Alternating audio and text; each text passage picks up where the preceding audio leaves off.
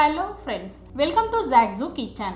இன்னைக்கு நம்ம zaagzoogkitchenல பார்க்க போறது குக் வித் கோமாலில நடந்த கல்யாண விருந்து சமையல் ரவுண்ட்ல வின் பண்ண இர்ஃபான் ப்ரோ செஞ்ச மட்டன் தால்ச்சா தேங்காய் சோறு அண்ட் மிளகு கோழி வறுவல் ரெசிபி தான் பார்க்க போறோம். முஸ்லீம் வீடுகளில் கல்யாணத்துக்கு முதல் நாள் நைட்டு பார்த்தீங்கன்னா இந்த மாதிரி தேங்காய் சோறு மட்டன் தால்ச்சா அண்டு கோழிக்கறி தான் செய்வாங்க.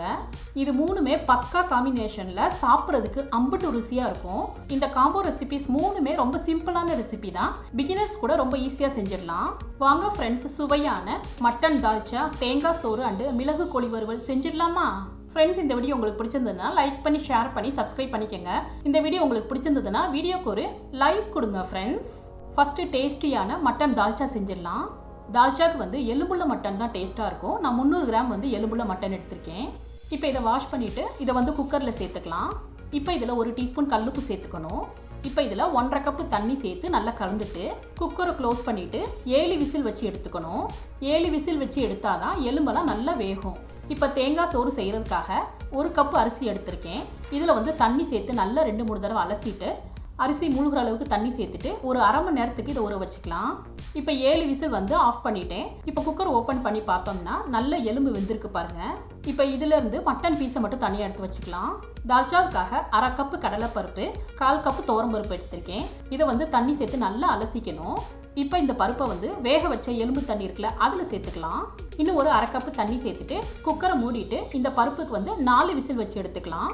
இப்போ 4 விசில் வச்சு எடுத்ததும் பருப்பு நல்லா வெந்துருச்சு பாருங்கள். இப்போதைக்கு இதை தனியாக எடுத்து வச்சுக்கலாம். இப்போ தால்ச்சாவை தாளிக்கிறதுக்காக ஒரு பாத்திரத்தில் 2 டேபிள் ஸ்பூன் எண்ணெய் சேர்த்துக்கிறேன். எண்ணெய்க்கு பதிலாக நீங்கள் நெய் கூட சேர்த்துக்கலாம். 1 பட்டை, 3 கிராம்பு, 2 ஏலக்காய் சேர்த்து நல்லா பொரிய வச்சுக்கணும். இப்போ இதில் ஒரு சின்ன சைஸ் வெங்காயத்தை இந்த மாதிரி நீல வாக்கில் கட் பண்ணிவிட்டு சேர்த்துக்கணும். இதை 1 நிமிஷத்துக்கு வதக்கி விட்டுக்கலாம். இது கூடவே 1 டேபிள் ஸ்பூன் இஞ்சி பூண்டு பேஸ்ட்டு சேர்த்துட்டு வதக்கணும். வெங்காயம் இந்த அளவு வதங்கினதும் இப்போ இதில் 2 பச்சை மிளகா, ஒரு சின்ன சைஸ் தக்காளியை இந்த மாதிரி கட் பண்ணி சேர்த்துக்கணும். இதை மறுபடியும் ஒரு 2 நிமிஷத்துக்கு வதக்கிக்கலாம். இப்போ இதில் 1 டேபிள் ஸ்பூன் மிளகாய் தூள், 1 டேபிள் ஸ்பூன் மல்லித்தூள், 1/2 டீஸ்பூன் மஞ்சத்தூள் சேர்த்துட்டு வதக்கிக்கலாம். இப்போ இதில் ஒரு சின்ன சைஸ் வெங்காயம், ஒரு சின்ன சைஸ் தக்காளியை இந்த மாதிரி கட் பண்ணிவிட்டு மிக்ஸி ஜாரில் சேர்த்துட்டு இதை வந்து இந்த மாதிரி பேஸ்ட்டை அரைச்சிட்டு இப்போ இந்த பேஸ்ட்டை வந்து இந்த மசாலாவோட சேர்த்துக்கணும். இது கூடவே 1/2 teaspoon garam masala powder, 1 table spoon கல்லுப்பு சேர்த்துக்கணும். மிக்ஸி ஜாரில் கொஞ்சமாக தண்ணி சேர்த்து அலசிட்டு இப்போ இந்த தண்ணியை வந்து இதில் சேர்த்துக்கணும். இப்போ இதில் ஒரு சின்ன சைஸ் சுரக்காய் எடுத்துட்டு இதோட தோலெல்லாம் சீவிட்டு இந்த மாதிரி க்யூப்ஸை கட் பண்ணிவிட்டு இப்போ இதில் சேர்த்துக்கணும். கத்திரிக்காய் கொஞ்சம் எடுத்துட்டு இதை வந்து இந்த மாதிரி நீல இல்லாமல் கட் பண்ணிவிட்டு இப்போ இதில் சேர்த்துக்கணும்.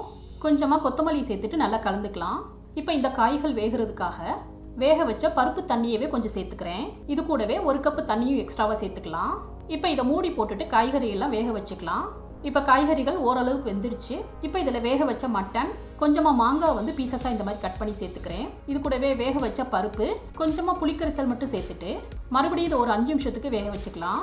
இப்போ காயெல்லாம் நல்லா வெந்ததும் லாஸ்ட்டாக 1 டீஸ்பூன் நெய், கொஞ்சமாக கொத்தமல்லி சேர்த்துட்டு அடுப்பு ஆஃப் பண்ணிக்கலாம். அவ்வளோதான், மணக்க தால்ச்சா வந்து ரெடி ஆயிடுச்சு. இப்போ நெக்ஸ்ட் வந்து தேங்காய் சோறு செய்கிறதுக்காக குக்கரில் 2 டீஸ்பூன் எண்ணெய் சேர்த்துக்கிறேன். எண்ணெய் சூடானதும் 2 பிரிஞ்சி இலை, 1 பட்டை, 3 கிராம்பு, 3 ஏலக்காய் சேர்த்து பொரிய வச்சுக்கணும். இப்போ இதில் ஒரு சின்ன சைஸ் பெரிய வெங்காயத்தை நீளமாக கட் பண்ணிவிட்டு இதில் சேர்த்துக்கிறேன். இது கூடவே 1 டீஸ்பூன் இஞ்சி பூண்டு பேஸ்ட், 2 பச்சை மிளகாய் சேர்த்துட்டு இதை நல்லா வதக்கிக்கலாம். வெங்காயம் இந்த அளவு வதங்கினதும் கொஞ்சமாக பொடியாக கட் பண்ண கொத்தமல்லி, கொஞ்சம் புதினா, 1/2 டீஸ்பூன் கரம் மசாலா சேர்த்துட்டு இதை நல்லா வதக்கணும். வெங்காயம் நல்லா வதங்கிடுச்சு. இப்போ இதில் 1 கப்பு தண்ணி சேர்த்துக்கிறேன். இன்னொரு கப்பு வந்து நல்ல கெட்டியான தேங்காய் பால் சேர்த்துக்கிறேன். 1 கப்பு அரிசிக்கு 1 கப்பு தண்ணியும் 1 கப்பு தேங்காய் பாலும் கரெக்டாக இருக்கும். 1 டீஸ்பூன் உப்பு சேர்த்துட்டு நல்லா கலந்துக்கணும். இப்போ தேங்காய் பாலும் தண்ணி நல்லா கொதிச்சதும் ஏற்கனவே ஊற வச்சிருந்த அரிசியை வந்து வடிச்சிட்டு இதில் சேர்த்துக்கலாம். அரிசியும் தண்ணியும் இந்த அளவு நல்லா கொதிச்சதும் இப்போ வந்து குக்கரை க்ளோஸ் பண்ணிவிட்டு 4 விசில் வச்சு எடுத்துக்கலாம். இப்போ 4 விசில் வச்சதும் குக்கர் ஓப்பன் பண்ணி பார்த்தோம்னா கொஞ்சம் கூட கீழே பிடிக்காம அரிசி வந்து நல்ல பொலபொலன்னு உதிரியாக இருக்குது பாருங்கள். நல்ல கமகமன் வாசத்தோட தேங்காய் பால் சாதமும் ரெடி ஆயிடுச்சு. இப்போ நெக்ஸ்ட் வந்து மிளகு கோழி வறுவல் செஞ்சிடலாம். பேனில் 4 காஞ்ச மிளகாவை இந்த மாதிரி கிள்ளி சேர்த்துக்கணும். முழு மல்லி 2 டீஸ்பூன், சோம்பு 1/2 டீஸ்பூன், சீரகம் 1 டேபிள் ஸ்பூன், மிளகு 1 டேபிள் ஸ்பூன் சேர்த்துட்டு இது 1 நிமிஷத்துக்கு ட்ரை ரோஸ்ட் பண்ணிக்கலாம். இதை வந்து இந்த அளவு வறுத்துட்டேன். இது ஆறுனதும் மிக்ஸி ஜாரில் சேர்த்துட்டு இந்த மாதிரி ஃபைன் பவுடராக அரைச்சிக்கணும். இப்போ பேனில் 2 டீஸ்பூன் வந்து ஆயில் சேர்த்துக்கிறேன். எண்ணெய் சூடானதும் 1/2 டீஸ்பூன் சீரகம், 1 டீஸ்பூன் இஞ்சி பூண்டு பேஸ்ட்டு சேர்த்துட்டு வதக்கணும்.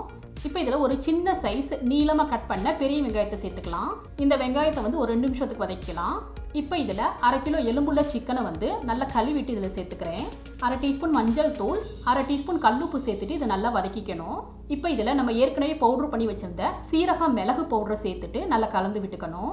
இப்போ சிக்கன் வேகிறதுக்காக 1/2 கப் வரைக்கும் தண்ணி சேர்த்துட்டு மீடியம் ஃப்ளேமில் வந்து சிக்கனை வேக வச்சுக்கணும்.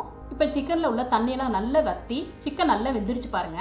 இதில் லாஸ்ட்டாக 1/2 டீஸ்பூன் கரம் மசாலா, கொஞ்சமாக பொடியாக கட் பண்ண கொத்தமல்லியை சேர்த்துட்டு அடுப்பு ஆஃப் பண்ணிக்கலாம். மிளகு கோழி வறுவல் பார்க்குறதுக்கே நல்ல டெம்டிங்காக இருக்குது பாருங்க. அவ்வளோதான் ஃப்ரெண்ட்ஸ், நம்மளோட 3 ரெசிபியுமே மணக்க சூப்பராக ரெடி ஆயிடுச்சு.